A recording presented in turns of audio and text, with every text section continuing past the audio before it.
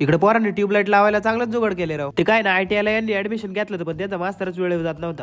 नमस्कार पब्लिक, मी यश पवळे. फादरने इकडे सकाळ सकाळीच गाडी धुवून ठेवली कारण की त्यांना जायचे बाहेर आणि मला जायचे दाताच्या पोल्ट्री कारण की त्याच्या पोल्ट्री येणार आहे पक्षी. आता इथे सगळ्याच गाड्या धुतल्या फादरने. आता याच्या व्यतिरिक्त मी दुसरी कोणती गाडी काढली मला धुतीलच ही डायरेक्ट. आता आमचं असं आहे का जे शेड खाली आम्ही गाड्या लावतो ना त्या शेडकांची गाडी एखादी जरी काढायचं म्हणलं का सगळ्या गाड्या बाहेर काढायला लागतात. मागं पोल्ट्री शेजारी गाडी लावली इकडे दातळ उचलला म्हणलं तोपर्यंत आपले काम तरी उरकून घेऊया. बॉटम मोज इतके दिवस राहिले आता हे पक्षी जायला आणि हे पक्षी गेल्यानंतर आपल्याला पोल्ट्रीचं काम पण काढायचं. आता त्याचे पण ब्लॉग येतीलच. आणि जे म्हणतात ना पोल्ट्री व्यवसाय मध्ये काय त्यांच्यासाठी एवढंच. ही जी एक गोण पाहताय ना ही एक गोण 2000ची. अशा दिवसाला आम्हाला 45 गोण्या लागतात रोज. आणि खाल्ल्या साईडला बघू शकता सगळी स्टॉक आहे. माझी कामं तर अर्धवट राहिली पण इकडे दाताच्या पोल्ट्री पक्षी आलते तिकडे चालू मग मी. आता कसं आहे ना हे जे पक्षी येतात ना हे सगळे काउंट करून घ्यायला लागतात. काउंट करून नाही घेतले तर कमी पण पडू शकतात. त्यामुळे आम्ही एकमेकाची मदत करायला येतो. बारीक आहे तेच लय क्यूट दिसतं रे. इकडे पोरांचं तर बलतच चालवतो. होल्डर मध्ये ट्यूबलाईट लावते ते जाऊ दे. आपल्या लिओ पण काय कमी क्यूट नाही बघा. एवढा आगाव झाले नाही सारखंच बाहेर पडाय बघा. त्याला जरा बाहेर हिंडून आणला आणि मला काय घरी कामं नव्हती तेवढाच सजूचा फोन आला की मंचरला जायचं. मग मी निघालो त्याच्याबरोबर मंचरला. इकडे टमटम मध्ये हे दोन बाबांचं चाललं होतं पैसे मोजायचं काम. मंचर मध्ये आलं पहिलं तर मस्त चहा घेतला. आता या मंचरच्या मार्केटला यायचं कारण असं होतं की इथं यांचा भोपळा आहे ना मार्केट मध्ये आणला होता तेच बघायला इथं आलतो. यावेळेस तरकारीला पण चांगलाच मार्केट आहे नाही का. आयला एवढी लिंब द्यावा काय नको रस करायला. इथं आल्या पहिली एक काकडी उचलली ती नाही संपली तर लगेच दुसरी उचलली. मार्केट मधलं काम झाल्यानंतर आम्ही नाश्ता करायला आलो. मग काही येताना गणेशच्या दुकानावर थांबलं म्हणलं 4-5 फोटो तरी काढून जावा.